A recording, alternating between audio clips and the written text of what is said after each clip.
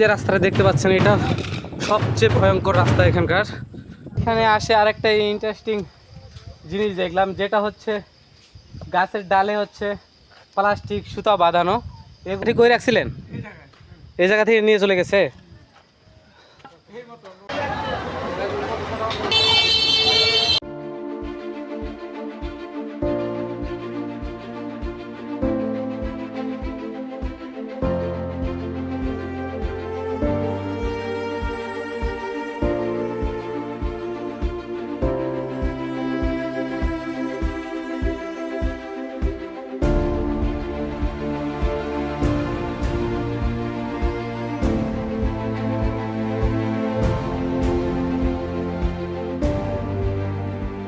আমি এখন বর্তমান হচ্ছে চন্দ্রনাথ পাহাড়ের নিচে এখানে নামলাম। এখান থেকে আমরা একটা হচ্ছে লাঠি নিব, লাঠি নিয়ে যেটার মাধ্যমে যেটা সাহায্যে আমরা হচ্ছে পাহাড়ের উপরে উঠবো, যেটা আমাদেরকে অনেকটা হেল্প করবে। একটা লাঠি কত করে নিচ্ছেন এখন বর্তমানে 40 টাকা নিচ্ছি, যাওয়ার সময় রিটার্ন করলে 20 টাকা রিটার্ন করে দিই। তাও এখন কিন্তু আমাদের তো আস্তে আস্তে সন্ধ্যা হয়ে যেতে পারে। হ্যাঁ, ওই কারণে সন্ধ্যা পর তো থাকবেন না, তাই না? যদি থাকেন তাহলে রিটার্ন নেবেন, যদি না থাকেন তাহলে আমরা নিয়ে চলে যাব, তাই তো? আমি আরো 1 ঘন্টা 20 মিনিটের মতো আছি এখানে। এখানে দেখতে পাচ্ছেন আমি বর্তমানে একটা লাঠি নিয়েছি।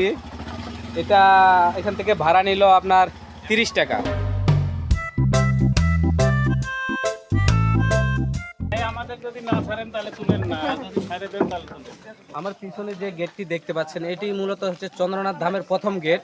এটা এই গেট দিয়ে আমরা যাব চন্দ্রনাথ মন্দিরে। তো আসতে থাকেন।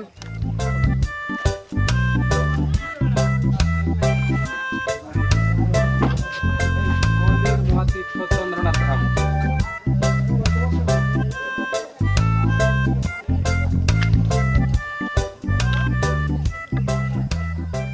এপাশে যে গেটটি দেখতে পাচ্ছেন এটি হচ্ছে আরেকটা মন্দির। আমরা চন্দ্রনাথ মন্দিরে যাব ঠিক এই রাস্তা দিয়ে।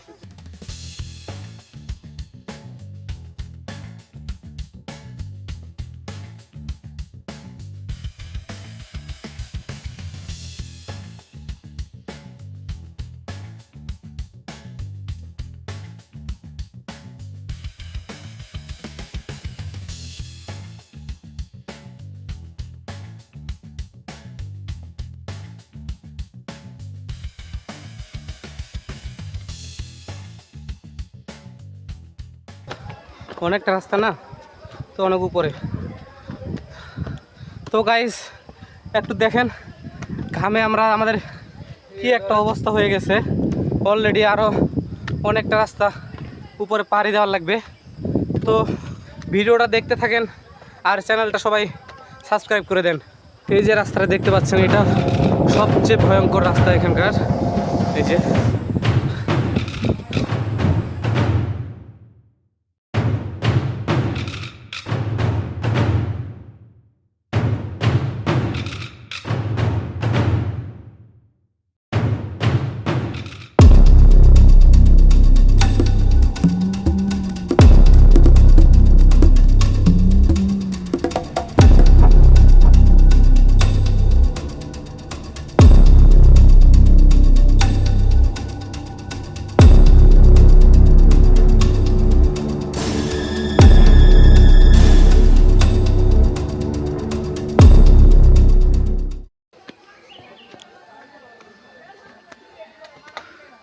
ঘামে শেষ।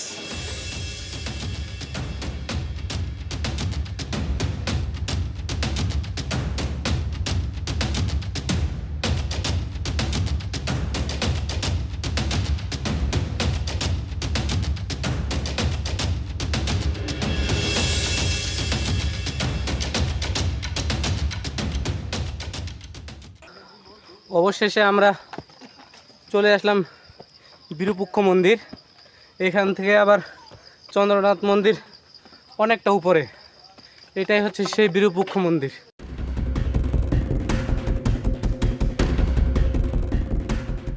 আমি এখন যে মন্দিরটির সামনে দাঁড়িয়ে আছি এটি হচ্ছে শ্রী শ্রী বিরূপক্ষ মন্দির।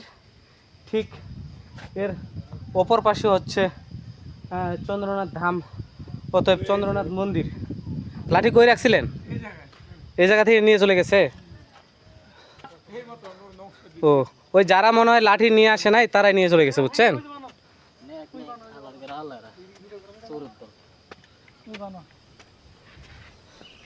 ওই যে বানরের বাচ্চা, হ্যাঁ? ছোট ছোট বানর, ওই যে কত বানর বাচ্চাগুলো অনেক ছোট, তাই না? গাছে অনেক বানর। এখানে আসে আরেকটা ইন্টারেস্টিং জিনিস দেখলাম, যেটা হচ্ছে গাছের ডালে হচ্ছে প্লাস্টিক সুতা বাঁধানো। এগুলা অনেকজনে আসে অনেক স্মৃতি হিসাবে এই গাছের মধ্যে এগুলা বেঁধে রাখছে তাদের স্মৃতি হিসাবে। তারা যে একটা চন্দ্রনাথ পাহাড় দেখতে আসছে, ঘুরতে আসছে, এটার একটা স্মৃতি এখানে এসে তারা বাঁধে দিয়ে গেছে। তো আমরা এখন চলে যাচ্ছি সেই চন্দ্রনাথ ধামের দিকে, যেটাকে সবাই অনেকে চিনে চন্দ্রনাথ মন্দির হিসাবে। আমাদের অবস্থা দেখতে পাচ্ছেন বর্তমান কি একটা অবস্থা হচ্ছে। আসলে 5 কদম পা সামনে বাড়ালে মনে হয় যে পাগুলো ভেঙে পড়তেছে, এমন একটা অবস্থা। শরীরটা খুব ক্লান্ত হয়ে গেছে, যেটা বলার বাইরে। তবু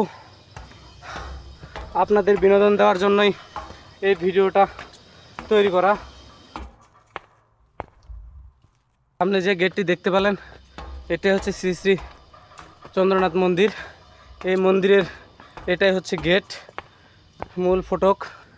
এই সেই হচ্ছে শ্রী শ্রী চন্দ্রনাথ মন্দির, যেটার জন্য এত কষ্ট করা। এটাই হচ্ছে সেই মন্দির। অনেকটা পাহাড় পাড়ি দেওয়ার পর শরীরটা খুব ক্লান্ত। আমরা একটু এখানে রেস্ট করি। রেস্ট করার পর এখানকার ভিউটা আপনাদেরকে দেখাবো আমরা। খুব ক্লান্ত হয়।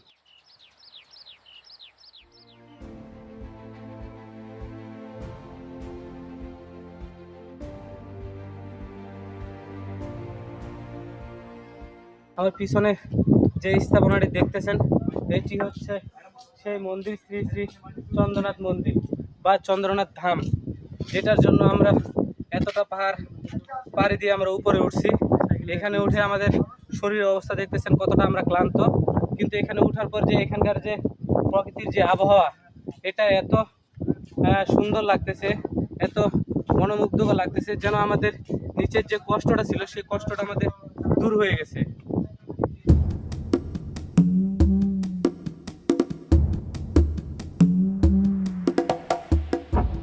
আমরা তো ওই দিক থেকে নিচ থেকে বীরপুক্ষ মন্দির থেকে আমরা একসাথে আসছি, তাই না? সেক্ষেত্রে আপনার এখানকার ওঠার অনুভূতিটা আর কষ্টটা যদি একটু শেয়ার করতেন। ভাই এখানে উঠতে অনেক কষ্ট হয়েছে, তবে উঠার পর অনেক ভালো লাগতেছে। এখন চারিদিকের আবহাওয়া বাতাস খুব ভালো লাগতেছে আমার কাছে। তাহলে অবশ্যই আমরা যে নিচ থেকে যে কষ্টটা করে আসছি, উপরে ওঠার পরে এই কষ্টটা আমাদের অলরেডি অনেকটাই দূর হয়ে গেছে, তাই তো? জি ভাই।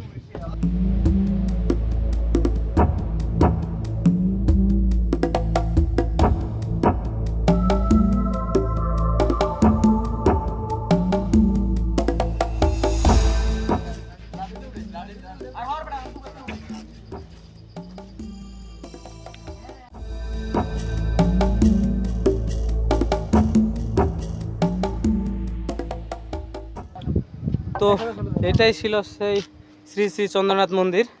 আমরা এখন এটা দেখা শেষে এখন চলে যাচ্ছি।